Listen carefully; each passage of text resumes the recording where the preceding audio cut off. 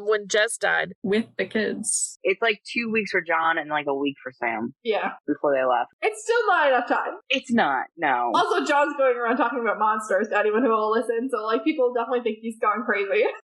And also, isn't it like a couple of months until they're like wanted by the FBI after Jess died? Like all these people who were at Stanford with him were like, Jess's poor family absolutely thinks that she got murdered by her boyfriend, and that makes me sad. Yeah. Sam is like, all these people are dead, so he calls Blondie, and like she shows up, and she's not getting too far with Sam. He's like, I don't believe that some hunter would just know more about my family than I would. Like, that doesn't make sense. So she does the demon eye thing. We learn she's a demon, and she swears she's there to help him if he can trust her. And I'm like, okay, you're asking a lot from Sam Winchester, but okay, let's see where this is going. And Blondie says she doesn't know what the demon was trying to cover up, but it's all about Sam, and not all demons are the same, and they don't all want the same things. And if Sam lets her help him from time to time, she'll help him save Dean, which is a win-win situation as far as like being Sam is. Like, he knows there's gonna be a catch somewhere, but like on the surface, this one's like, oh, you're gonna help me and you're gonna save my brother. Like, this is a good deal. Interesting. Sam is way too trusting. Yeah. He also doesn't have any time to process this or make a decision either way before we cut to black and the episode ends without any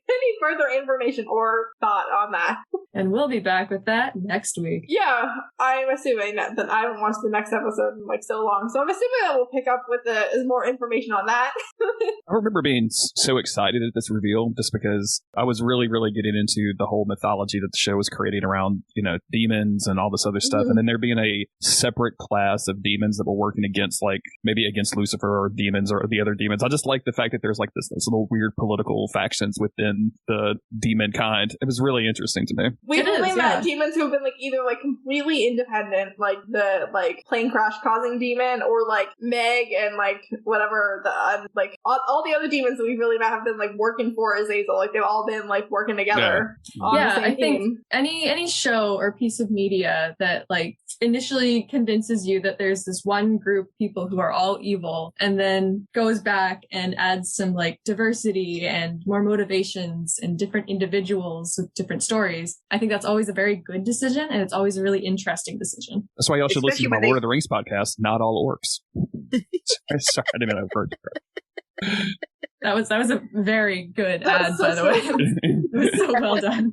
We're going to go into our MVP of the week. So let's see. Jeremy, who would you like to nominate as this week's most valuable person? Ben, absolutely. Like, there's no question. If anybody on this podcast says somebody other than Ben, I'll just walk out. Like, he's just the little dude that got everything done. Like, he's just the man.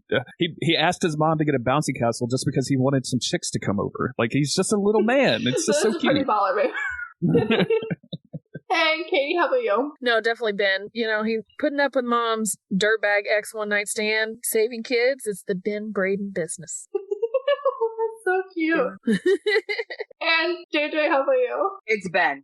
Yeah, no, it's Ben. He's a little Dean. Y'all know me with Dean. It's a little Dean. And he said it's Hot Chick City or whatever. Like, so funny coming out of the mouth of an 8-year-old.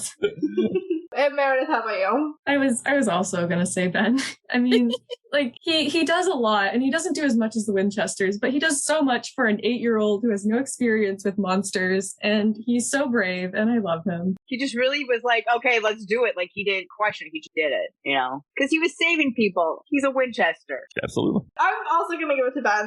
It's Ben's week. He can have it. But I also just wanted to give so many props to Katie's mom. She didn't really help with anything. She went through it. It was such a nice chain in that she was like, something is wrong with my child, and she was prepared to do whatever it took to survive. She was like, I'm gonna throw my child in the lake. If that's what it takes, I'm gonna drown my kid. Honestly, because a lot of moms would be like, no, this is my child and I love them. And she's like, I don't know who the fuck you are, but you're out of here. Yeah, and she was like telling other people, she's like, something is wrong. Like, that is not my child. Like, it looks like my child, but that is not my child. Like, she was like out here like doing whatever she could to survive, and I appreciate that. But she just like wasn't helpful because her own plot was so isolated from everyone else's. But on that note, let's go into the Bechdel test. Did we have 2 named women in this episode? Like, yes. We were the neighbors. Lisa, we had Katie. And Dakota was the other little girl. Dakota. Do they count for it since they're children? We're counting them because we're desperate. Yeah. Okay. All of this could have been saved if they had named Katie's mom or the real estate agent. If either one of them had a name, this would have been so easy. When the real estate agent came to the door, Katie's mom, I couldn't tell if she said M or if she just said and then the rest of her sentence. Her name might have been like Emily or Emma or something, but I couldn't confirm it. Because Katie's mom and Lisa talked to each other, and fake Katie and her mom obviously talked, and the real estate lady and the other lady at the party. Lots of conversations happened between people, but they just didn't name any other adult women besides Lisa, and so this episode just doesn't pass the Bechdel test. And God, when you say it like that, that is so horrifying. Bad. It is kind of disappointing too, because like Lisa and Katie's mom were both very interesting characters, and we saw them in some pretty scary situations, and it was cool to, not really cool, but it was interesting to see how they reacted. And they had a perfect free and clear conversation where they talked about Katie. Like, it would have been an easy pass. They were also main characters within the episode, and not one-off characters that are only one scene with one line. They appeared throughout the entire episode. Why don't they have fucking names? Katie's mom was in a full like 1/5 of the episode, whether she was by herself or she was with her child. Like, she never there's interacted no reason with she should be at named. all. Like, she was never even in. That's why she's not named. That's why she's not named. Don't interact with Sam or Dean. You're done. It's true, because no one really calls her by her first name. But yeah, so that's a fail. And this week's case of the week was Changelings, and Meredith has had notes about this since season 1, so I'm just gonna give Meredith the floor. Okay. Not gonna hold us in suspense over it. All right, cool. So the monster in this episode is a changeling. My notes are really hard to write because I love this topic so much, as I keep saying, and it's really hard to do it justice within the time allotted to me. So changelings come from the British Isles, mostly Scotland and Ireland. A changeling is a fairy, basically. It's a fairy who has taken the place of a human, usually a child, but sometimes an adult, as we see in the episode. This happened because the fairies had kidnapped the real person and taken them back to the fairy realm to be like pets or servants. It's not clear. It's not really important because the focus is on the changelings themselves. They could be fairy babies, adult fairies who happen to be very tiny, or even inanimate objects, which I'll explain in a second. The ability to look like the original person isn't necessary as it is on Supernatural. In fact, looking different is a key part of the changeling lore. When changelings are children, there are usually several characteristics that give them away. Physically, they could have an unusually small body, wrinkled skin, an enlarged head, or misshapen or paralyzed limbs. They also had some behavioral differences, such as constant crying, refusing to speak, a huge appetite, or violent tantrums. Stillborn babies were also said to be changelings sometimes. In that case, the baby had been replaced by an inanimate object known as a stalk, which was usually a bundle of sticks made into a doll. In adults, a sudden change in behavior could mean they're a changeling. However, there was never a list of characteristics or symptoms to watch out for, which meant that people were on the lookout for anything that scared them, basically, which means that anyone could be a changeling. People were terrified of that possibility. There were several ways to force the changeling to reveal itself and get your child back. A popular one was making a changeling sit on a hot shovel, so kind of like the fire in this episode, though there were other methods that I've encountered like ritual bathing, which is kind of interesting because of the attempted drowning in this episode. You could also drink mixtures of herbs, or even just force the changeling to eat bread. Bread was thought to repel fairies because it was a result of taming nature, and therefore a symbol of civilization. After you force the changeling to reveal itself, sometimes it would die or leave, and you might be able to reclaim the person whose place it had taken. Some people believed that the fairies would send that person back automatically, and you just had to wait for them. But there are also some myths where people go to the fairy realm themselves and take their child back. But now we move on to the reason why this topic is so fascinating to me. The changeling was just a way to explain disability. All the attributes of changelings we discussed earlier are known symptoms of congenital and neurodevelopmental disorders. Having an unusually small body or wrinkled skin are are symptoms of progeria. An enlarged head is a symptom of hydrocephalus, or in misshapen or paralyzed limbs could indicate Hurler's syndrome or cerebral palsy. Additionally, many children born with certain disorders will cry more than average simply because of the extra discomfort their condition may bring. For example, a neuroatypical child may be hypersensitive to light or certain textures and unable to communicate that to their caretakers because they don't know what's going on and they don't know it's different. Many autistic children are nonverbal and rely on other methods of communication that make more sense to them. Also, please note, I am not a doctor and you should not use anything I just said to diagnose yourself or others. I am neuroatypical and I can speak from that, like personal experience, but a lot of this stuff doesn't apply to me. Unfortunately, this means that many innocent people died because their families thought they were changelings. I've studied 3 cases, all involving the Irish during the 19th century.